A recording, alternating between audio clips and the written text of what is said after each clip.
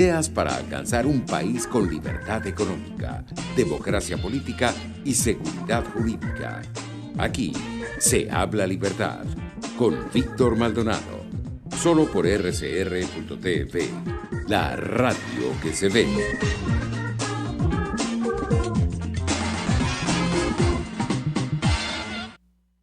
Bueno, volvemos con Aquí se habla libertad, muy contentos mientras nosotros estamos en este programa. Sigue avanzando la misa solemne de beatificación de José Gregorio Hernández en la capilla del Colegio de la Salle de la Colina.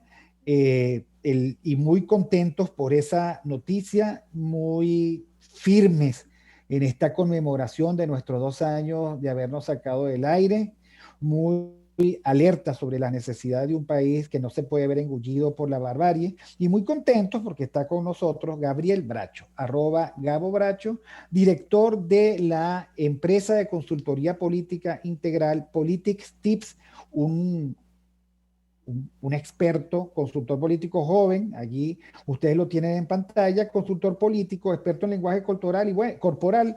Y bueno, la política no se detiene. Gabriel, cuéntame, ¿cómo estás viendo el panorama político de América Latina en este momento? ¿Cómo estás viendo las elecciones en Perú? Tenemos unos 6 minutos en esta primera parte, después vamos al corte, pero vamos a darle ya con el tema. Hola Víctor, primero agradecerte la invitación.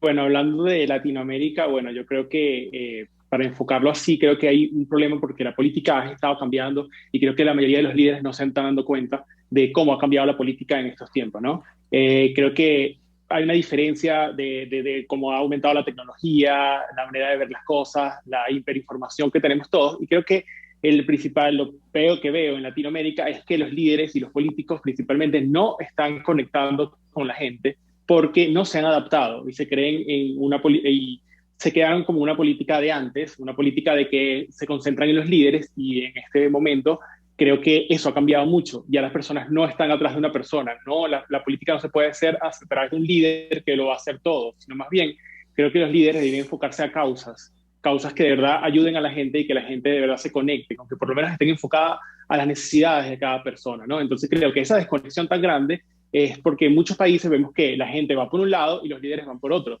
que se crea como una burbuja que entre ellos que creen que están haciendo todo bien, creen que el líder sabe lo que tiene que hacer y se está dando cuenta que ni siquiera está conectando porque no tiene el feedback con el electorado, y al final hay esas sorpresas que, que muchas veces no entendemos, que una encuesta dicen algo y aparece otra, o que al final los resultados de las elecciones son completamente inesperados. Pero justamente es eso, por la conexión. Y creo que también va en que los políticos no han aprovechado, al no adaptarse, no han aprovechado la tecnología para de verdad ver, entender, leer, porque eso es parte de los políticos. Los políticos deben también tener la capacidad de leer lo que está pasando, lo que la gente necesita, lo que la gente está reclamando, o o simplemente tratar de tener una visual de los principales problemas, como dicen los consultores, el metro cuadrado de las personas, porque al final el voto es muy emocional, y si no conectas con las personas, al final pasan estas cosas locas que nadie vota, o todo el mundo vota, o vota por la persona que uno menos espera, o la menos correcta. Entonces, en ese sentido, yo creo que es bastante complicado porque creo que a la parte política le falta un poco de actualizarse, de modernizarse, y aparte de enfocarse a las cosas nuevas, que creo que hay una brecha muy grande entre entre la población y los políticos en estos momentos. Bueno, eso que tú dices es absolutamente cierto, ¿no? Y te tengo una pregunta capciosa. En este momento, en una supuesta elección, sin intervención ninguna de nada, sino considerando el estado de opinión, suponiendo que hay un candidato del régimen y un candidato de esta oposición, ¿quién crees tú que ganaría? Bueno, lo veo complicado porque creo que lo veo complicado en el sentido de que, bueno, hay una desigualdad entre las dos cosas, y creo que al final pasa lo mismo que estoy diciendo. Como no hay una conexión al final, están por su cuenta. Yo creo que a tanto el régimen como la oposición se quedan en una burbuja de oposición, burbuja de régimen, y pareciera que estuvieran en dos países diferentes. Tú lo puedes ver en muchos lugares, cuando ven noticias de un lado o del otro, son completamente distintos. Si me preguntas que quién ganaría, bueno, obviamente, sabiendo que las cosas no son justas, y por lo menos que no son justas en el Consejo Nacional Electoral, pero digamos que creo que ya no creo que sería por el candidato. Yo creo que el candidato que vaya a competir de la oposición debería ir por una causa, y una causa que vaya, que conecte con todos los venezolanos. Obviamente hay una desigualdad y creo que el gobierno tiene una ventaja tanto económica como de medios, obviamente por la censura de todos los medios que tienen, y la oposición creo que además de tener una causa tiene que buscar unos medios de llegar a la gente, de una manera confiable, que crean. Creo que el líder tiene que ser una persona que esté limpio en sí, que la gente pueda confiar de que esa persona tenga una buena trayectoria y que de verdad se vaya a enfocar al gobierno en tratar de ganar, en ayudar y de resolver los problemas, ¿no? Y a lo mejor no, como yo a veces lo pienso, no pueden ser en este momento como estamos, los problemas no pueden ser problemas de aquí a 5 años, ¿no? Los problemas tienen que ser rápido, porque ahorita estamos en crisis. Las soluciones tienen que darse lo más rápido posible. Tienen que tratar de hacer efectiva cualquier campaña. Y yo creo que eso va efectiva cualquier gobierno, pero yo creo que eso también va en la campaña, porque hay que proponer cosas realistas, cosas que la gente pueda sentir que son reales, que se pueden conseguir, y no cosas un poco, a lo mejor, que la gente no conecta o lo ve muy imposible de realizar, y obviamente crea la desconexión. Entonces yo lo veo bastante difícil, porque está en una desigualdad muy grande, tanto en lo legal como en de creer de verdad que las elecciones van a ser justas, por así decirlo. Claro, y tú tienes razón. Yoyo Juárez dice político limpio, y casi que dice, sí, jajaja, o sea, se ríe. Pero efectivamente, mientras parte del problema, parte del límite, del techo que tú planteas para que un político de la oposición gane, porque ¿cuál es la versión inocente, como dice Yoyo Juárez? La versión inocente es, lánzame una elección que yo te gano. Y no es tan sencillo, y lo dice un experto del nivel de Gabo Bracho, no es tan sencillo porque nadie va a ganarle a un régimen, además apartando las condiciones. Yo ni siquiera estoy hablando de lo que es verdad. Esto es una situación hipotética. Supongamos que hay condiciones igualitarias, mientras la oposición no tenga líderes íntegros, mientras la oposición no tenga líderes con credibilidad, mientras la oposición no tenga una causa política, y además mientras la oposición no tenga la empatía con la situación de la gente que quiere soluciones rápidas y efectivas. Eso lo dijo Gabriel Bracho.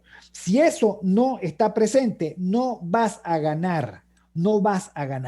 Y eso, bien bueno que lo diga Gabriel Bracho, director de Politic Tips, @Gabo Bracho, porque bueno, de eso vamos a seguir conversando al regreso de el corte de las noticias con Argenis Barreto.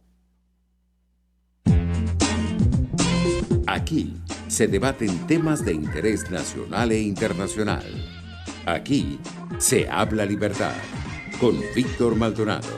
Solo por RCR.tv, la radio que se ve. Puedes seguirnos en nuestras redes sociales. En Twitter, @RCR750, la radio que se ve. Mis amigos, quiero hablarles de Dilab Biodiagnóstica, un nuevo laboratorio clínico con un concepto original.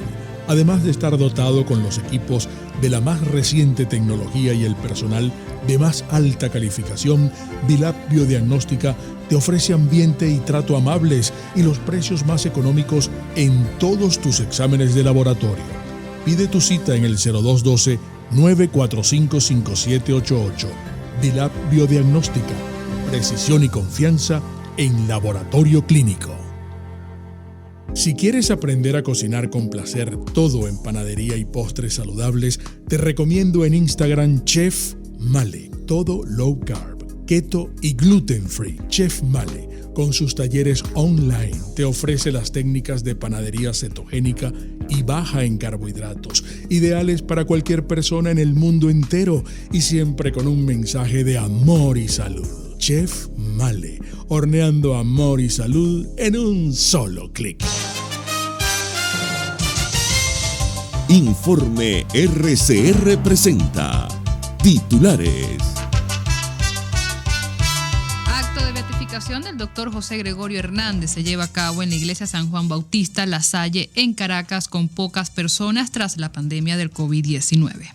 INAMET informa que continuarán las lluvias en el país debido a una vaguada. Hoy se cumplen 2 años del cierre en señal abierta de Radio Caracas Radio 750 AM por órdenes del régimen de Nicolás Maduro. En internacionales, en la ciudad de Nueva York, 2 personas resultaron heridas tras un tiroteo. Argentina prorroga restricciones ante la segunda ola de COVID-19. Y en los deportes, el delantero venezolano Darwin Machís marcó un gol en la victoria del Granada 2-1 ante el Barcelona. A esta hora les narró Marilia García. Sigan disfrutando de la programación de su RSR.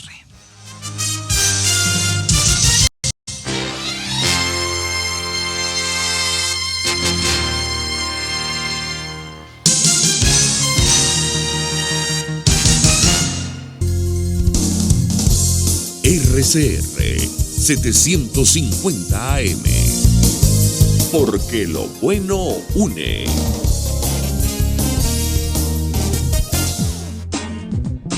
Ideas para alcanzar un país con libertad económica, democracia política y seguridad jurídica.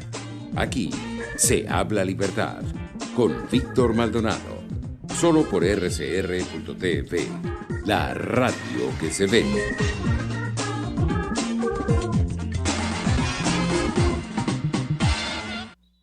Bueno, continuamos con Aquí se habla libertad, hoy con @Gabo Bracho, director de Politic Tips, consultor político, experto en lenguaje corporal. No, yo le aclaro a mi chat en vivo, que es tan vivo en RCR de YouTube. No es que Gabo Bracho esté planteando que haya elecciones, responde a una pregunta que yo le hice. Y la pregunta era capciosa y él responde además con ingenio.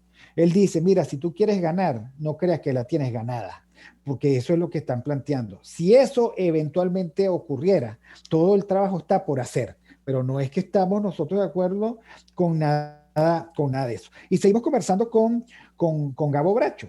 Y estamos hablando, por supuesto, del tema de la consultoría política. Gabo, ¿qué es lo que ha hecho que los políticos contemporáneos, por ejemplo, en el caso venezolano, en lugar de montarse y surfear la nueva opinión pública que sale en las redes, dicen cosas como que Venezuela no es Twitterzuela, el país de Twitter no es el país verdadero? O sea, más bien se enfrentan contra todos aquellos que podrían ser sus interlocutores y ellos siguen con la misma resistencia, siguen siendo políticos antiguos, políticos de maquinarias viejas que por eso no arrancan. ¿Cuál crees tú que es la razón de fondo? Porque no debería ser así. Claro, Víctor.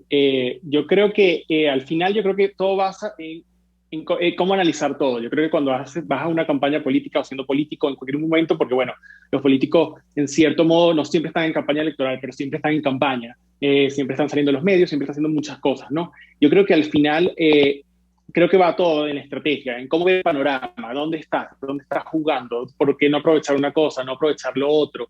Yo creo que al final hay una cosa de que, por eso es que existe la consultoría política, porque hay especialistas que se encargan de eso, y yo creo que la brecha que hay entre los políticos y la nueva tecnología es contratar a especialistas que de verdad sepan cómo se está moviendo el mundo, cómo pueden aprovechar esos espacios y tratar de adaptarse, ¿okay? Porque hay algo que donde hace unos años funcionaba, que no quiere decir que no funcione en cierto modo en ciertos países, pero hay demasiadas cosas y canales que uno pueden aprovechar. Entonces, obviamente yo creo que atacan a los canales cuando no los ayudan. Cuando ellos sienten que no tienen el control o no sienten que lo pueden aprovechar, me imagino que ataquen ciertos canales. Obviamente, también en el sentido de Twitter, también tenemos que tener claro que, bueno, Venezuela es un país donde tenemos cada vez menos conectividad y obviamente la penetración de las redes sociales es poca, pero al final, esa poca que entra hay que aprovecharla y hay que saberla aprovechar. Y mucha gente de los políticos se crean en su propia opinión, que se debería manejar de esta manera, y no buscan profesionales que le pueden decir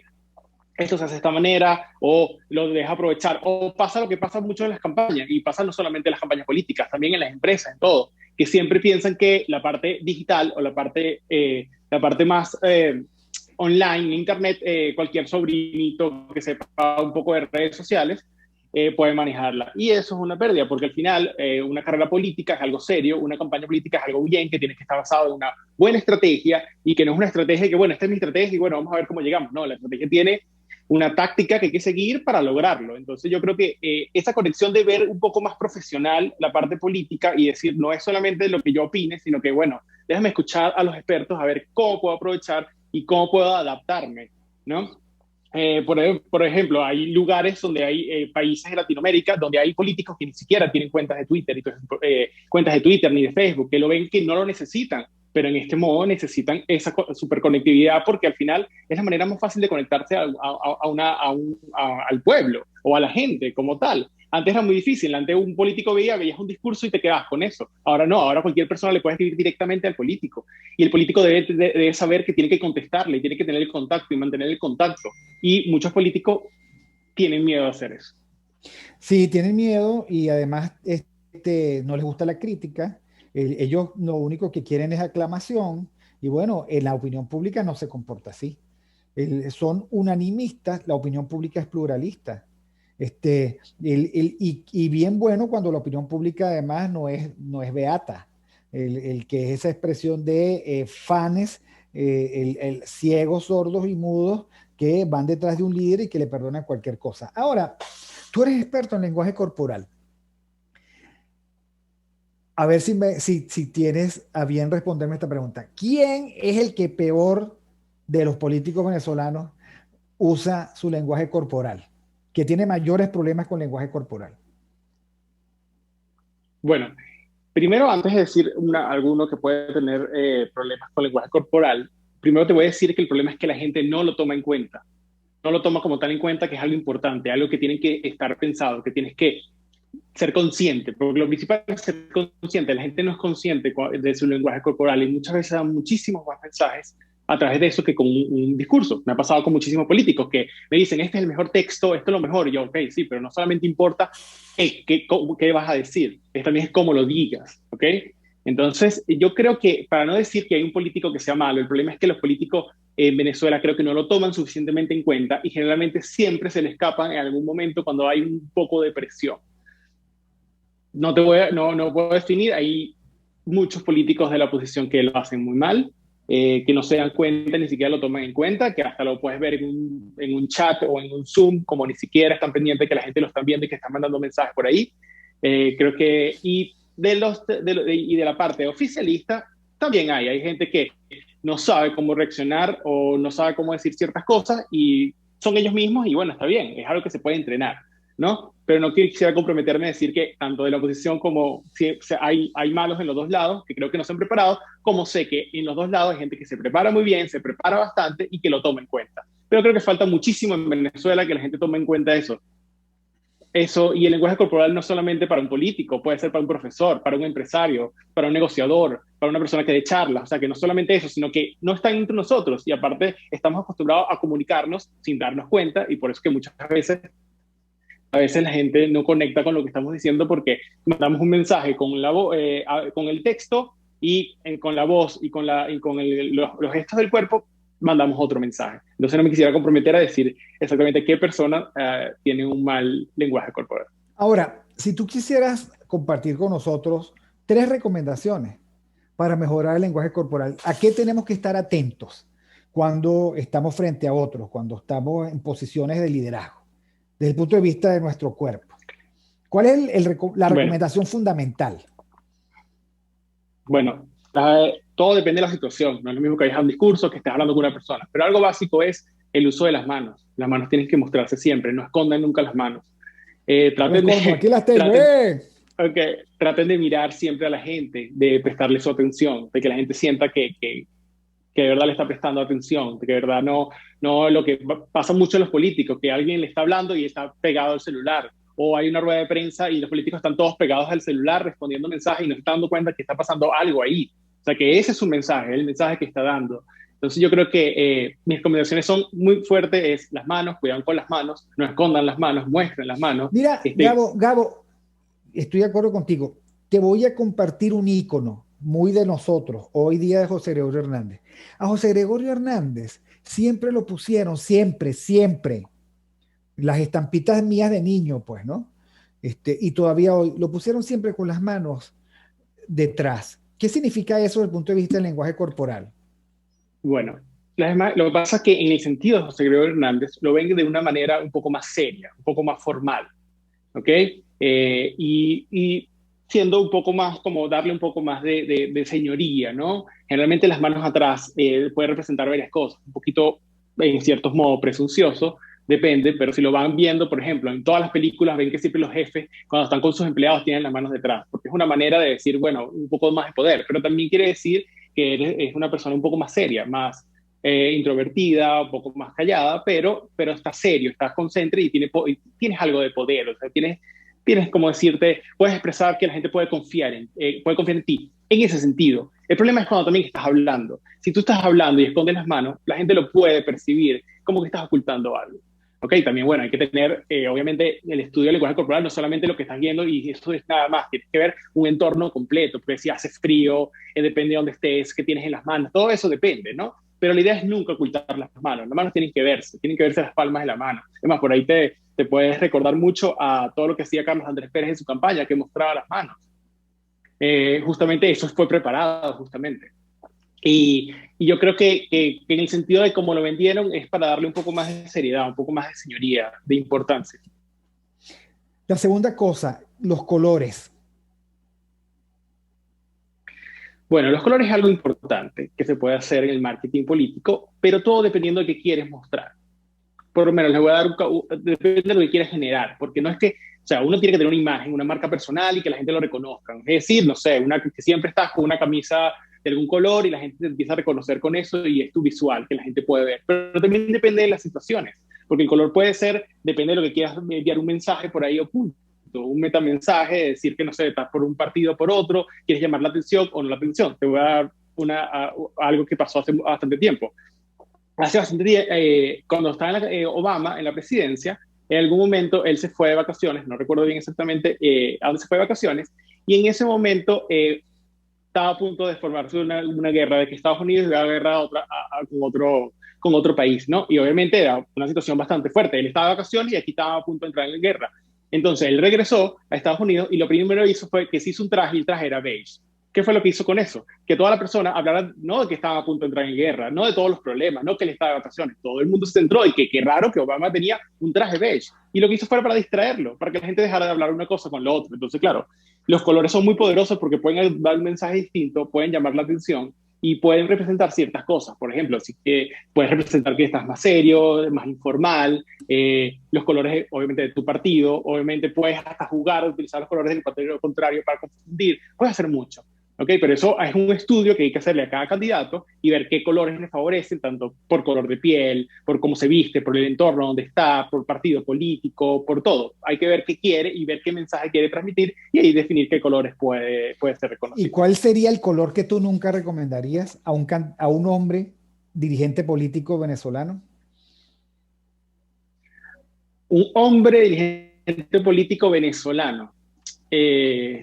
Colores muy claros, o sea, a lo mejor un rosado puede ser, un negro puede ser bastante difícil, a lo mejor, pero el negro se utiliza en muchos lugares y en muchas formas, en la parte más formal, o sea que a lo mejor colores muy claros, muy celestes, yo los evitaría, yo diría un colores un poco más claro, blanco, a lo mejor el gris también es un poco delicado, pero todo depende de cómo viva allá porque llama un poco menos la atención, pero también hay que ver, tienes que ver cuál es la trayectoria de la persona y para ver cuál es su estilo como tal, porque tampoco puedes agarrar y hacer un candidato y que, bueno, toda su vida se ha vestido de blanco y negro y de repente le vas a decir, ahora te vas a vestir de rojo.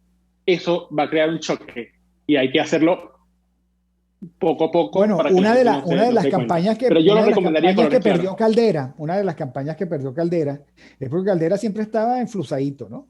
Y sucede que le pusieron una camisa de cuadritos y se notaba Caldera muy incómodo porque él no era así. O sea, él no era, digamos, tan informal. Y claro, que la gente tiene que vestir tan bien como le resulte cómodo, ¿no?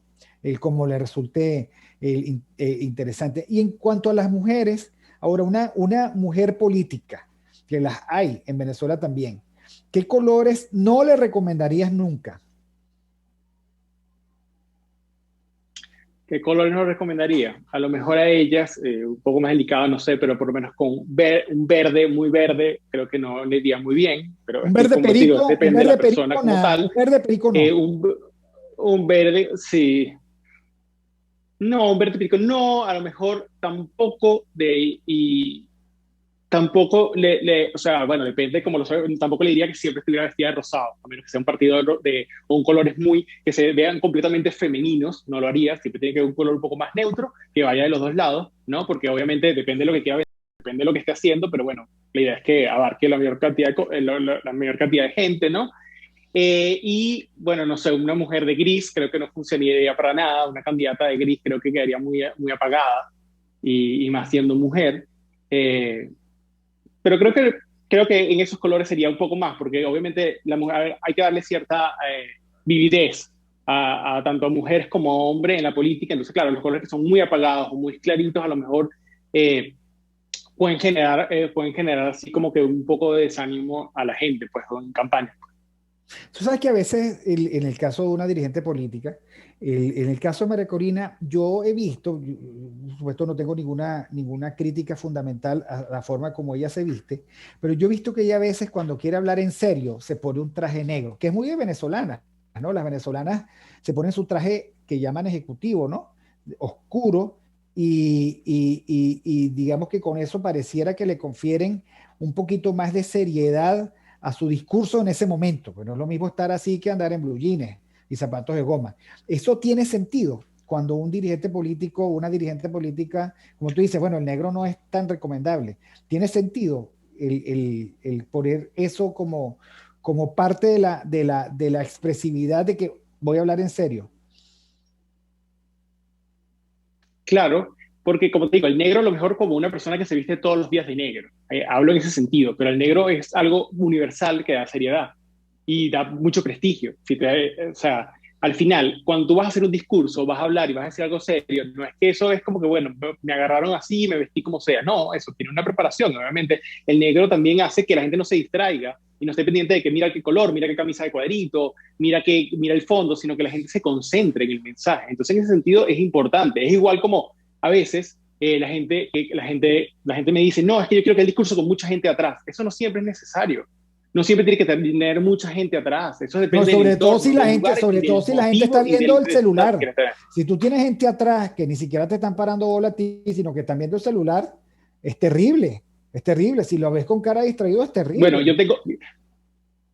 yo siempre pienso algo, es lo mismo. Siempre la gente, cuando ve, a un líder que tiene mucha gente atrás, todo el mundo está pendiente. Mira quién está ahí, mira cómo se mira mira todo. Y no están pendientes de lo que está hablando la persona. Entonces, hay discursos que, bueno, está bien, tienes que verte con gente atrás que te acompañe. Pero hay discursos que no, que tienes que estar tú sola, que tienes que hacer la concentración, tienes que tener un traje bien, que la vestimenta tiene que ser correcta, obviamente linkeado al mensaje, linkeado al resultado, porque como te dije, lo de Obama, él quería otro resultado, entonces bueno, eso se diseñó de esa manera. Pero entonces en este sentido, obviamente el negro es bastante señorial y hace que la gente se concentre en lo que está diciendo y le da un poco más eleva un poco más el discurso. Ahora, por supuesto que nosotros hemos vivido 20 años de anti mensaje corporal, ¿no? De mamarrachos, de ese rojo horrible. Pero imagínate tú en Perú, que yo sé que tú estás siguiendo esa campaña. Pedro Castillo tiene un sombrero en el que se puede esconder él completo dentro del sombrero, ¿no? Le quita la cara, no sé si eso es importante.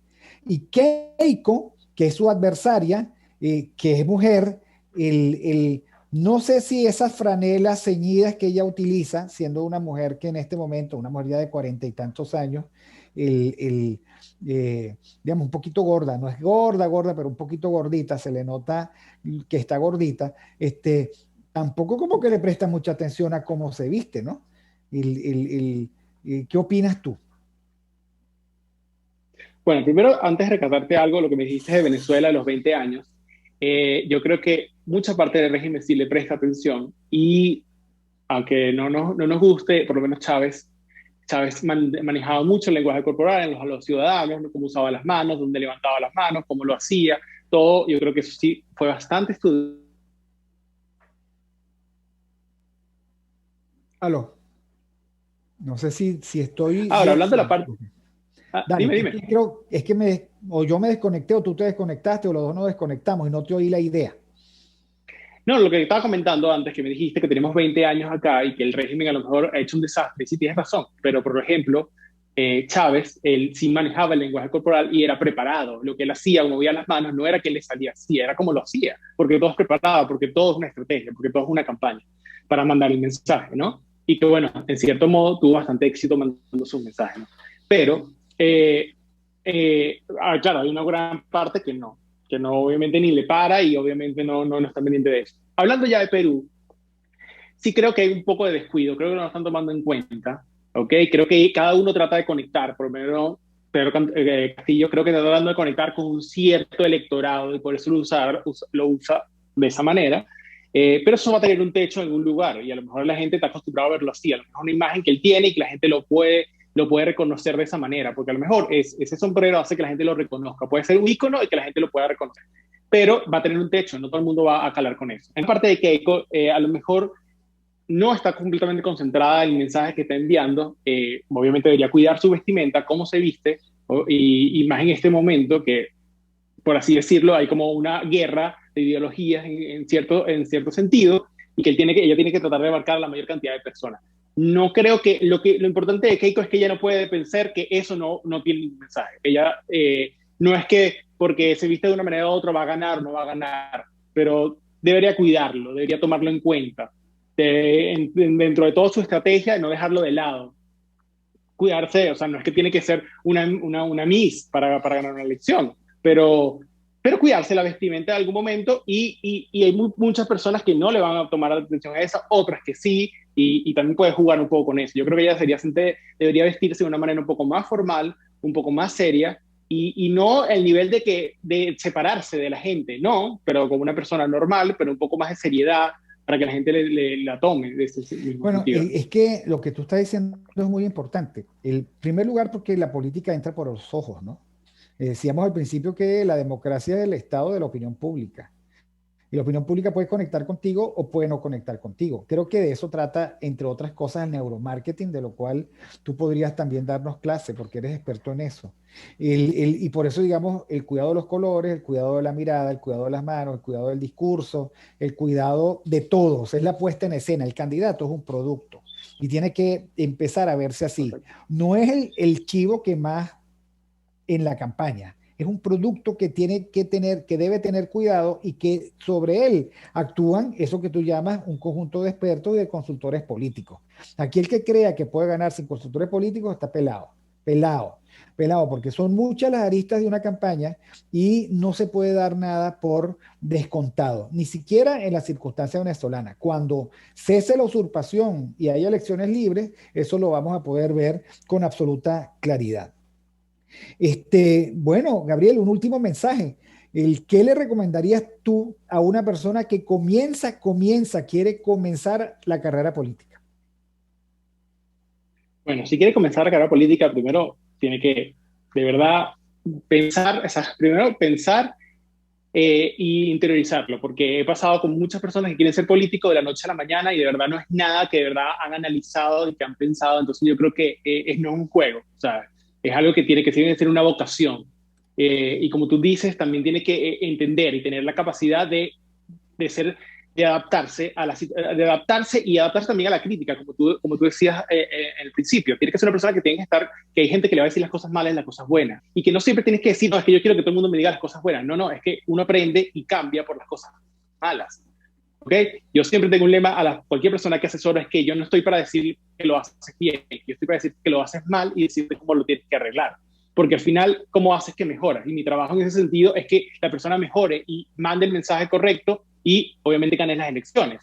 Entonces, en el sentido, mi recomendación es que se busque profesionales, que se busque asesores, que le digan cómo tienen que hacer las cosas, que le abran el panorama, que estén ahí con él en todas las decisiones, que no es solamente porque yo creo que lo puedo hacer, no, es que hay que verlo. También hay estudios, hay perfiles, nosotros hacemos un perfil psicopolítico para saber de verdad que si de verdad funcionas para ser político. Y eso es bastante importante porque creo que lo primero que hay que hacer es estar claro. Y segundo, buscar gente. No es que tengo un amigo que me puede llevar a las redes. No, ok, está bien, puedes tener un amigo, pero bueno, por lo menos búscate un asesor que le pueda decir a tu amigo cómo tienen que hacer las cosas. Y obviamente que sepa organizar, que tenga algo de experiencia, porque tú nunca puedes comparar un político que se va a lanzar por primera vez a una campaña, a una persona, a un asesor que tiene muchas campañas en diversos países y que ya tiene una visión clara de lo que puede funcionar y lo que no puede funcionar. Claramente, no hay ninguna campaña igual, pero uno puede agarrar, uno tiene la experiencia para decir, esto funciona, esto no funciona. Entonces yo creo que lo primero que tiene que estar claro es eso.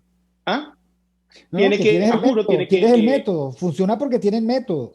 Y el método no es intuitivo, es método. Bueno, Gabriel, se nos fue el tiempo. Ya nos van a regañar. Pero bueno, estuvimos conversando sobre la esencia de la política práctica, con Gabriel Bracho, @GaboBracho, director de PoliticTips, consultor político, experto en lenguaje corporal. Hay mucho que aprender en términos de la tecnología política. La política es un espacio de experticia con el que hay que contar. Aquel político que sea un cachilapo, que crea que él puede hacerlo solo, está frito.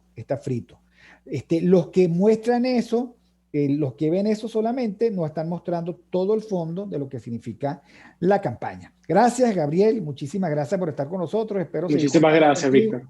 Gracias a Jaime Nestares en la dirección general de la estación, Wilipsa Arcaya en la gerencia de producción, Catherine Manzano en la producción, César Arteaga en los controles, Marilia García en la lectura de las noticias, en la producción de contenido, en la generación de noticias. Marilia, lánzate de candidato y cuenta con Gabriel Bracho para que te dé las recomendaciones. Gracias a todos, buen fin de semana, celebremos con buen espíritu esta beatificación de José Gregorio Hernández, el santo de siempre, el santo al que nos encomendamos en los momentos difíciles de enfermedad. Algunas veces nos hace el milagro, otras veces nos da la resignación como para seguir adelante. Gracias a todos, fuerte abrazo y nos vemos el próximo lunes.